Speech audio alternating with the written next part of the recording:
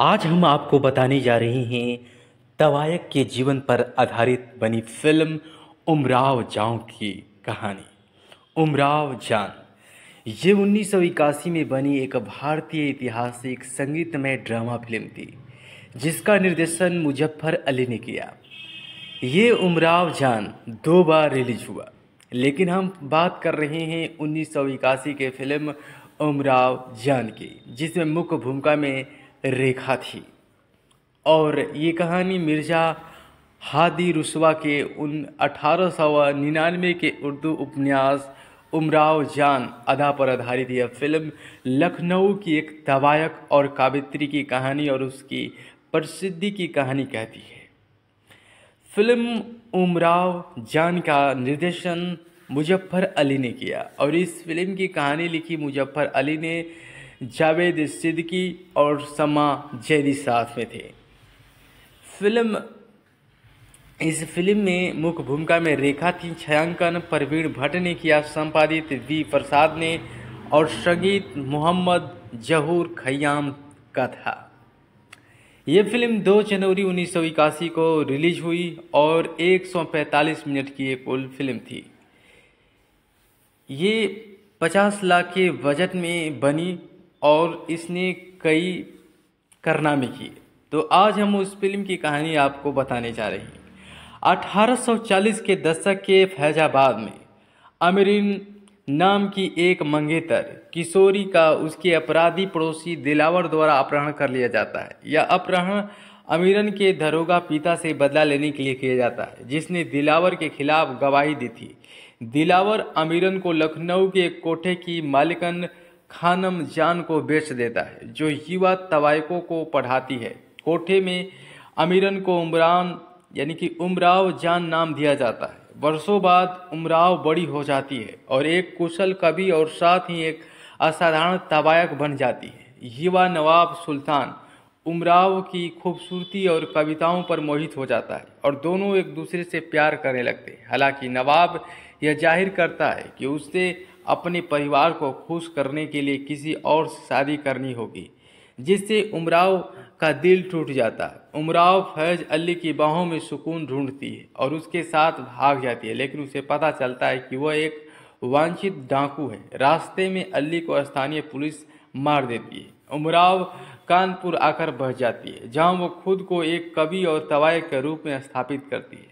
लेकिन उसके कोठी के घर वाले गौहर मिर्जा और हुसैनी उसे वापस खानम ले आते हैं। बाद में उसकी मुलाकात कानपुर की बेगम से होती है और उसे पता चलता है कि वह असल में रामदाई है, जिसे दिलावर ने सालों पहले अमीरन के साथ मिलकर अगवा कर लिया था। किस्मत के एक अजीब मोड़ पर रामदाई को नवाब सुल्तान की मां को बेच दिया जाता है और वह उससे शादी कर लेती है। ब्रिटिश सेना लखनऊ की घेराबंदी करती है और निवासी शहर छोड़कर भाग जाते हैं। उमराव और खानम का शरणार्थी परिवार एक छोटे से गांव में रुकता है, जिसे उमराव अपना गृह नगर फैजाबाद मानती है। हालांकि वहां के निवासी उसे पहचान नहीं पाते और उससे अपने लिए परफॉर्म करने के लिए कहते। बाद में उमराव अपने बचपन के घर जाती है, जहां उसकी मां खुशी खुशी उसका स्वागत करती है, लेकिन उसका छोटा भाई उसे मना करता है, उसे अपमानित करता है। वह सोचता है कि तवायक होना उसके लिए अपमानजनक है और उसका मर जाना ही बेहतर, इसलिए वह उसे वहां से चले जाने का आदेश देता है। विद्रोह समाप्त होने के बाद उमराव जान बुरी तरह टूटकर लखनऊ लौटती है और पाती है कि उसका कोठा लूटा और वीरान पड़ा है। फिल्म उमराव जान अपने आप में एक खूबसूरत फिल्म के तौर पर देखा जा सकता है। इस फिल्म में रेखा ने जो तवायक की भूमिका निभाई, ऐसी तवायक शायद हिंदी सिनेमा में नहीं बन पाए। अमीरन उमराव जान के मुख्य भूमिका में रेखा गणेशन थी। युवा अमीरन के रूप में सीमा सेठू और उमे फारवा का वो किरदार निभाई। फारूक शेख नवाब सुल्तान के रूप में दिखे थे और गौहर मिर्जा के रूप में नसरुद्दीन शाह थे। राज बब्बर फैज अली का किरदार निभाए और इश्तियाक खान गिलजई के रूप में थे। मौलवी साहब के रूप में गजानन जागीरदार थे और शौकत कैफी खानम जान के रूप में थे। दीना पाठक हुसैनी के रूप में थे और बिस्मिल्लाह जान के रूप में प्रेमा नारायण थी। खान साहब के रूप में भारत भूषण भल्ला थे और मुकरी परनान अजीज के रूप में थे। सतीश शाह दरोगा दिलावर के रूप में थे। और इस फिल्म की और बात करें तो अनीता पादे की 10 क्लासिक अंग्रेजी के अनुसार उमराव जान 2 जनवरी 1981 को सिनेमाघरों में रिलीज हुई थी। रेखा को उनके अभिनय के लिए काफ़ी सराहना मिली और उन्होंने केंद्रीय किरदार के लिए राष्ट्रीय पुरस्कार भी जीता। फिल्म का बॉक्स ऑफिस प्रदर्शन औसत रहा। सहायक किरदार नसरुद्दीन शाह, फारूक शेख, राज बब्बर और भारत भूषण ने निभाए। आलोचकों ने सावधानी पूर्वक रची गई ऐतिहासिक पृष्ठभूमि को सकारात्मक प्रक्रिया दी और साउंड ट्रैक खयाम द्वारा रचित था। गीत शहरयार द्वारा लिखे गए थे, आशा भोसले द्वारा गाए गए। फिल्म के गीत फिल्मी संगीत के क्लासिक माने जाते हैं। दिल क्या चीज़ है, जुस्तजू जिसकी थी वो न पाया हमने, इन आँखों की मस्ती के, और ये क्या चीज़ है दोस्तों। आज उमराव जान को फाकीचा 1972 जैसी अन्य पंत क्लासिक के बराबर माना जाता है। इसे भारत की महान सिनेमाई महान कृतियों में से एक के रूप में व्यापक रूप से सराहा गया था।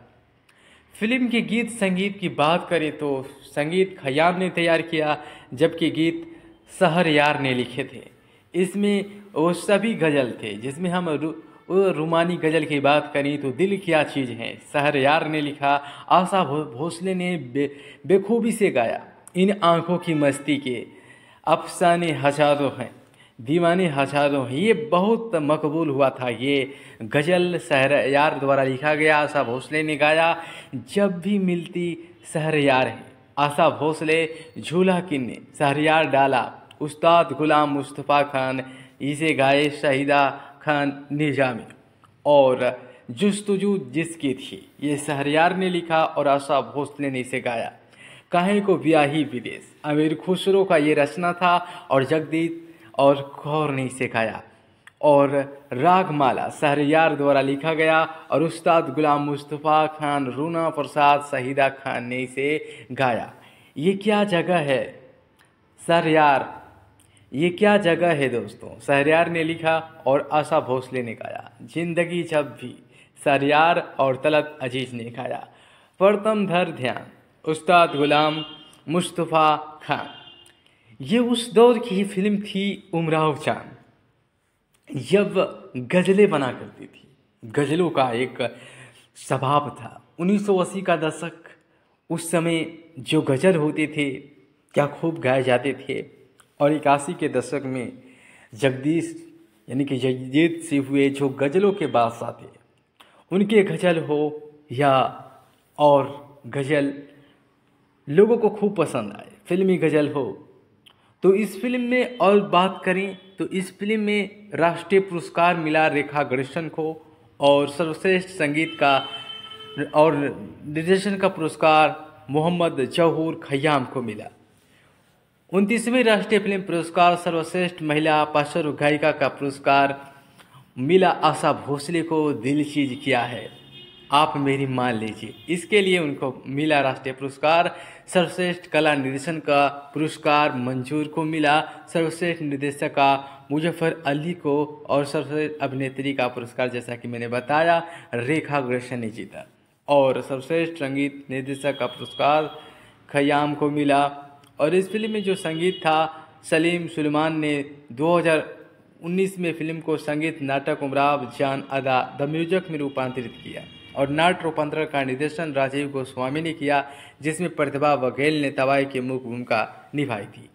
यानी उमराव जान को कई बार बनाया गया, लेकिन 80 के दशक में जो उमराव जान फिल्म बनी जिसमें रेखा तवायक बनी थी, वो एक अलग फिल्म थी। इसकी कहानी आप जब देखते हैं और इसके जो गज़ल है उसको देखते हैं तो आपको रेखा को जिस भूमिका में आप देखते हैं वो बहुत बिजोड़ है। देखकर एक तवायक की वो पुरानी यादें तरोताज़ा हो जाती। तो फिल्म उमराव जान एक अलग फिल्म थी।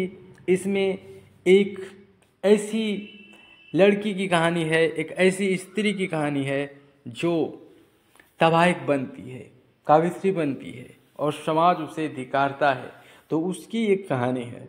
तो आप तवायक वाला ये फिल्म जरूर देखे होंगे उमराव जान। यदि नहीं देखें तो इसकी जो गज़ल हैं वो ज़रूर सुने होंगे। तो आप दोबारा देख सकते हैं, आपको आसानी से यूट्यूब पर ये फिल्म मिल जाएगा। तो ज़रूर देखिए फिल्म उमराव जान।